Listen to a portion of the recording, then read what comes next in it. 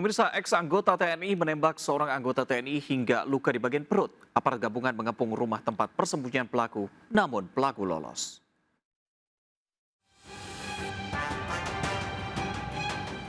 Kondisi mencekam, puluhan aparat gabungan mengepung rumah persembunyian desertir Sertu Hendri di Kelurahan Parit, Tanjung Pandan, Kabupaten Belitung. Sertu Hendri yang sudah dipecat dari TNI menembak seorang anggota TNI, Serma Randi, yang berdinas di Subden POM Persiapan Belitung, kini dirawat intensif. Pelaku merupakan DPO Subden POM Persiapan Belitung. Sebelum penyergapan, Dandim 0414 Belitung sempat mediasi dengan pelaku, namun pelaku kabur. Kalau dipecat jangan takut, saya tidak akan nyakitin Ayu. Biar gimana pun keluarga Henry diamong inilah. Seandainya Henry mati, tolong diurus ya yuk jenazah Henry, karena Henry tidak punya keluarga. Tim gabungan terus melakukan penjagaan ketat di lokasi sementara warga berkumpul di sekitar lokasi. Dari Bangka Belitung, Kepulauan Riau, Haryanto, iNews melaporkan. Pemirsa, di tengah hujan deras dan angin kencang, kapal tongkang pengangkut batu bara menabrak kafe di tepi Sungai Mahakam. Pengunjung dan karyawan panik berhamburan menyelamatkan diri. Tali kapal diduga putus dari kapal tugboat yang menariknya.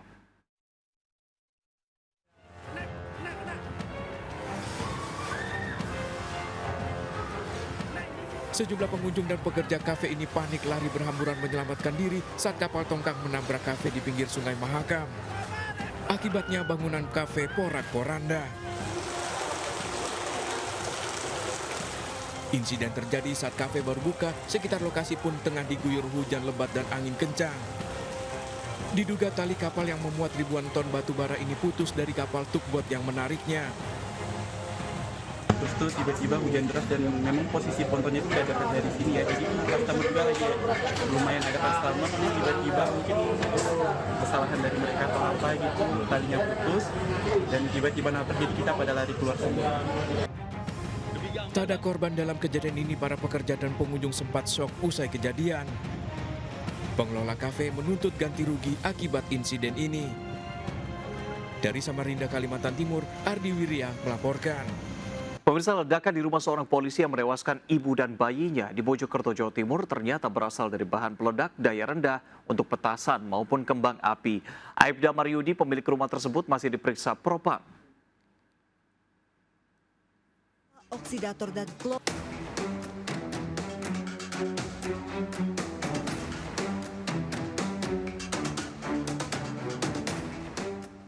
Polres Mojokerto serta Lab4 dan Bidokes Polda Jawa Timur menemukan sisa oksidator dan klorat yang merupakan senyawa bahan peledak yang digunakan sebagai bahan petasan dan kembang api di rumah polisi yang meledak. Ledakan dipicu suhu panas di ruang belakang rumah dan membuat bahan petasan ini meledak. Bahan petasan berdaya ledak rendah ditemukan di sekitar kamar Aibda Maryudi usai polisi melakukan uji usap. Polisi masih mendalami dari mana suhu panas muncul di rumah Aibda Maryudi. Jadi kenapa itu sangat rentan, karena jenis klorat itu termasuk bahan peledak jenis low explosive. Jadi dia akan sangat rentan sekali jika kontak dengan panas, gesekan, benturan, atau getaran. Jadi itu.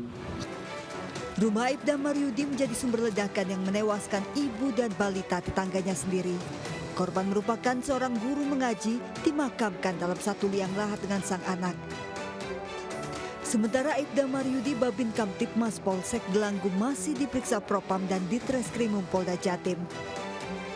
Dari Mojokerto, Jawa Timur, Solahuddin, iNews melaporkan. Pemirsa, selain di perairan Tangerang, pagar laut kembali ditemukan di perairan Tarumajaya, Kabupaten Bekasi. Sejumlah nelayan protes, namun Dinas Kelautan dan Perikanan Provinsi Jawa Barat menyebut bahwa pagar laut merupakan kerjasama antara pemerintah dan swasta.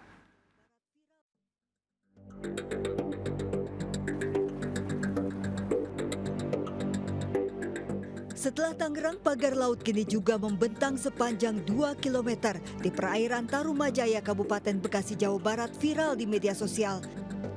Pagar bambu dibangun sejak 6 bulan dikeluhkan nelayan yang hampir kehilangan mata pencaharian karena tangkapan menurun dari 40 kg sekali melaut menjadi 4 kg. Mereka kalau ingin ke sebelah sana ke sebelah sana harus jauh berkeliling dulu dengan jarak tempuh yang lebih lama. Kepala UPTD Pelabuhan Perikanan Muara Ciasem Dinas Kelautan dan Perikanan Provinsi Jawa Barat membantah pagar laut merupakan pagar misterius. Pagar bambu merupakan proyek kerjasama dengan swasta sebagai pembatas wilayah antara dua perusahaan swasta dan alur pelabuhan yang akan dibangun sepanjang 5 km untuk pintu masuk menuju Pelabuhan Nusantara. Nah, selama ini kita ketahui bahwa perairan di Bekasi Utara khususnya di Tarumajaya ini kan sudah ada pemilik-pemiliknya dari perusahaan-perusahaan yang dengan tujuan masing-masing bisnisnya untuk terminal khusus dan kawasan industri perikanan. Dinas Kelautan dan Perikanan mengklaim telah mensosialisasikan ini kepada nelayan. Dari Kabupaten Bekasi, Jawa Barat, Ahmad Jauhar Lutfi, iNews melaporkan. Pemirsa, waspada hujan deras angin kencang seperti yang terjadi di Jakarta selama 2 hari terakhir. Saat hujan deras, hindari pohon tinggi dan papan reklame besar saat Anda harus beraktivitas di luar rumah. Pohon kedondong setinggi 15 meter di kawasan Duri Kosambi, Cengkareng, Jakarta Barat tumbang pagi tadi. Batang pohon menimpa pos keamanan, kabel listrik, dan telepon. Selain diterpa angin kencang dan hujan, pohon yang tumbang berusia tua. Selama proses evakuasi, batang pohon tumbang, pengendara mobil tidak bisa melintas. Hanya pemotor yang bisa melanjutkan perjalanan, itu pun harus menunduk di bawah batang pohon. Selain ancaman banjir dan pohon tumbang, warga Jakarta juga harus waspada terhadap potensi longsor sepanjang Januari ini. BPBD merilis peringatan ada 21 kecamatan di Jakarta yang rawan tanah longsor, yakni Menteng, Jakarta Pusat, dan Kembangan, Jakarta Barat. Terbanyak ada di daerah Jakarta Selatan, diantaranya Kecamatan Cilandak, Jagakarsa, Kebayoran, Mampang Perapatan, dan Pancoran, serta Pasar Minggu, Pesanggerahan, dan Tebet. Sementara di Jakarta Timur, diantaranya di Cakung, Ciracas, Duren Sawit, dan Jatinegara, juga di Keramat Jati, Pasar Rebo, dan Pulau Gadung. BPBD Jakarta meminta warga untuk membuat turap mandiri mengantisipasi longsor. Para ketua RT, RW, lurah, dan camat harus terus memantau kondisi rawan longsor di wilayah masing-masing.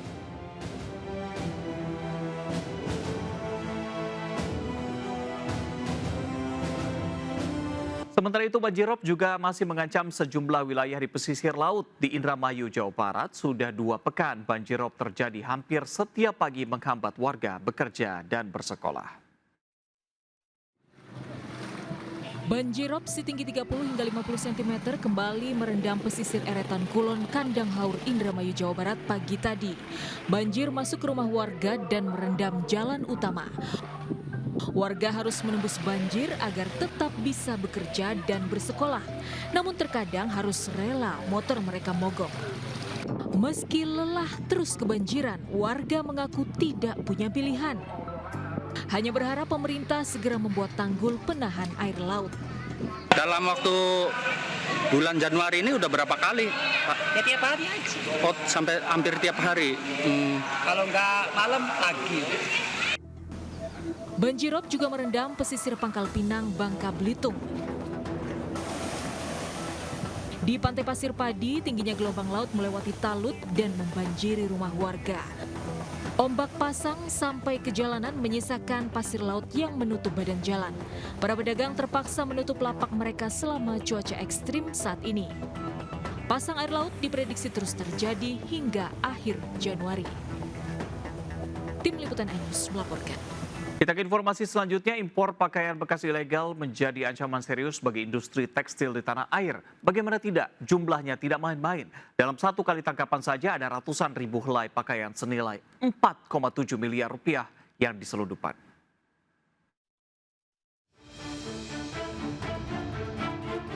Kamera drone milik Bakamla ini mengintai aktivitas ilegal di gudang kawasan Kalimas Baru, Tanjung Perak, Surabaya. Puluhan truk membawa ratusan bal pres pakaian bekas dari Cina yang diselundupkan melalui jalur laut di Kalimantan. Jumlah penyelundupan tidak main-main, mencapai 463 bal pres pakaian senilai 4,7 miliar rupiah. Tiap bal pres sudah ada nama dan alamat tujuan penerima di berbagai daerah. Diperkirakan pakaian bekas ini dijual seharga 6 hingga 10 juta rupiah per bal pres. Diduga dari Kalimantan. mereka yang mau di Jatim mau didistribusikan kemana aja? Belum diidentifikasi, tapi dari daftar ini kita bisa lihat kalau itu ada alamat yang dituju. Penyelundupan pakaian bekas jelas jadi ancaman serius bagi industri tekstil tanah air. Bakamla RI terus menyelidiki siapa pelaku penyelundupan. Dari Surabaya, Jawa Timur, Nur Syafei, iNews melaporkan. Asyik memadu cinta, sepasang kekasih di Jakarta Utara tak menyadari bahwa motornya dibawa kabur maling di depan mata. Sementara itu di Depok, Jawa Barat, komplotan curanmor menggasak 4 motor sekaligus hanya dalam beberapa menit saja.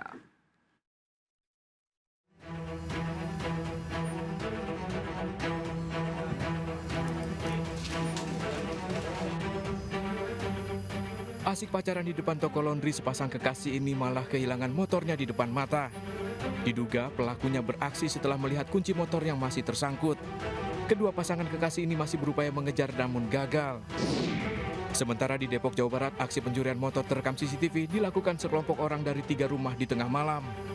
Tak tanggung-tanggung, para pelakunya menggasak 4 motor sekaligus hanya dalam beberapa menit. Polisi telah mengidentifikasi para pelaku kini dalam perburuan. Remaja 19 tahun di Sumeneb, Jawa Timur ini ditangkap karena berupaya melarikan diri usai mengancam dan membakar motor gurunya. Aksi pelaku dilatar belakangi sakit hati karena dimarahi saat upacara. Pelaku kini diamankan masih dalam pemeriksaan. Tim Liputan melaporkan. Ditangkap dan diinterogasi oleh puluhan warga diduga karena mencuri sepeda motor, wanita di Tuban, Jawa Timur ini justru mengeluarkan maskara lalu berdandan. Tanpa rasa bersalah, wanita ini mengatakan kecewa dengan seseorang. Saat ditanya alasan dirinya membawa kabur sepeda motor milik seorang warga. Curiga dengan perilakunya, warga kemudian menyerahkan wanita ini ke polisi. Dari keterangan polisi, wanita ini ternyata mengalami gangguan kejiwaan dan pernah dirawat di rumah sakit jiwa. Kasus pencurian sepeda motor ini pun diselesaikan dengan mediasi. Jadi pada saat korban berada di warung kopi, kebetulan motornya ditinggal, kuncinya menempel. Jadi pada saat itu pelaku yang memang sedang berjalan membawa motor korban. Bahwa dari keluarga juga menyatakan korban ini memiliki gangguan kejiwaan, pernah ada riwayat perawatan di rumah sakit jiwa menurut Surabaya.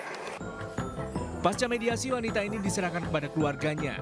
Sementara sepeda motor yang dibawa kabur pelaku dikembalikan kepada pemiliknya. Dari Tuban, Jawa Timur, Pipit Wibawanto, iNews melaporkan. Ya, setelah sempat viral, bidan teladan Rusmiati di Polewali Mandar, Sulawesi Barat akhirnya bahagia karena motor hadiah yang sebelumnya ditarik dealer karena belum dibayar akhirnya telah diberikan. Bahkan bidan Rusmiati mendapatkan hadiah 2 motor lagi.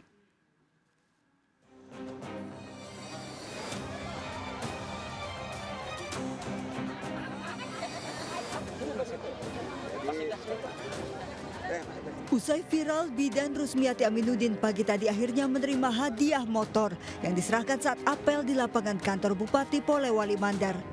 Tak hanya 1 motor, bahkan sang bidan akan mendapat 2 motor lagi dari Kepala Dinas Kesehatan dan penjabat Bupati Muhammad Hamsih.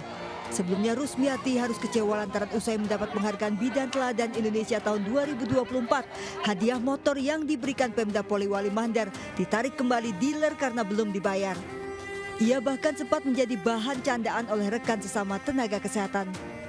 Penjelasan dari pihak Dinkes katanya administrasinya diurus dulu dan bisa dijemput setelah 1 minggu. Setelah 1 minggu? Iya. Nah, setelah lewat itu sudah berapa bulan, Bu? Nah, itu nggak datang. 2 bulan, Pak. Penganggaran kita sudah anggarkan dan sudah masuk SPM-nya di Badan Keuangan, tapi ternyata belum sampai, belum keluar sampai sekarang. Perjuangan bidan Rusmiati mengabdi belasan tahun di pedalaman patut diteladani. Dari Polewali Mandar, Sulawesi Barat, Huzair Zainal, iNews melaporkan.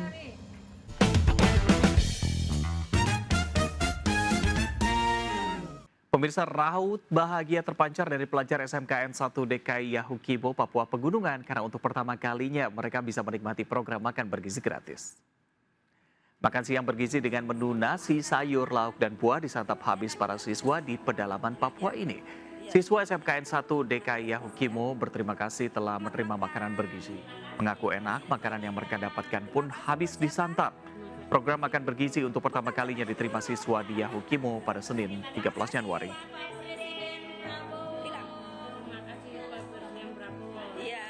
Coba fitur dengarkan berita di News Plus aplikasi RCTI Plus. Aksi penipuan kembali terjadi dalam program Makan Bergizi gratis di Ciamis, Jawa Barat. Ada sejumlah UMKM yang menjadi korban, dimintai iuran administrasi untuk mendapatkan kuota dari program Makan Bergizi gratis.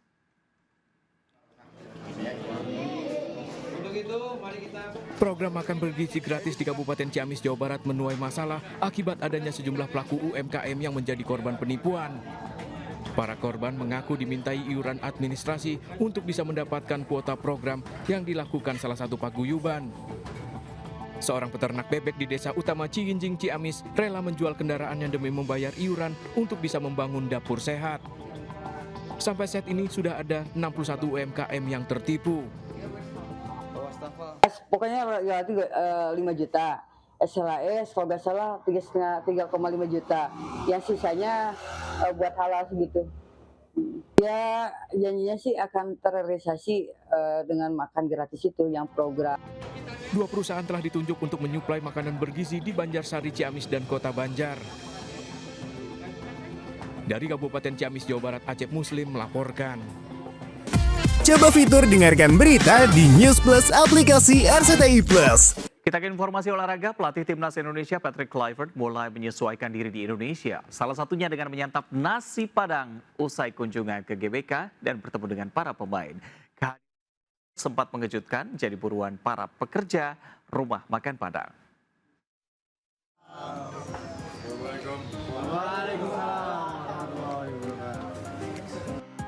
Pelatih Timnas Indonesia Patrick Kluivert bersama asisten dan tim PSSI Selasa sore kedapatan mengunjungi restoran Padang Sari Ratu di Plaza Indonesia. Dengan lahap, Kluivert mencicipi sejumlah menu yang disajikan seperti rendang dan ayam gulai.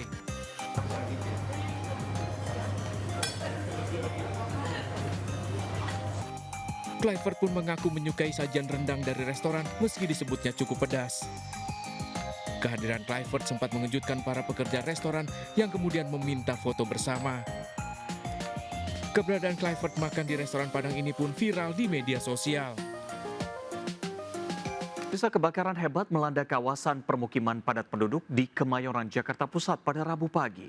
Belasan rumah semi permanen ludes terbakar. Dalam sekejap, api membesar dan menghanguskan sederet rumah di Jalan Kemayoran Gempol, Jakarta Pusat. Kebakaran yang membesar dengan cepat ini membuat warga sekitar panik dan berusaha untuk memadamkan api dengan peralatan seadanya. Warga juga berusaha menyelamatkan barang-barang milik mereka. Namun karena banyaknya bahan bangunan yang terbuat dari kayu, api sulit dipadamkan. Hingga kini belum diketahui penyebab pasti kebakaran.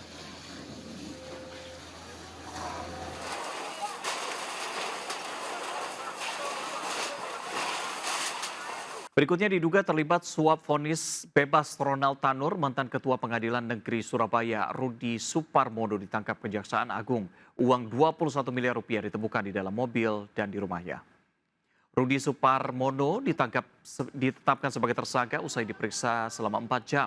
Kejaksaan Agung juga menggeledah rumah Rudi di Cempaka Putih, Jakarta Pusat dan Palembang, Sumatera Selatan.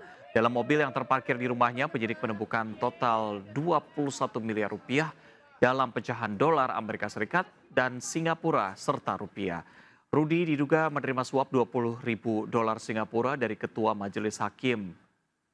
Sebagai Ketua Pengadilan Negeri Surabaya, Rudi memilih hakim yang akan memvonis bebas Ronald Tanur.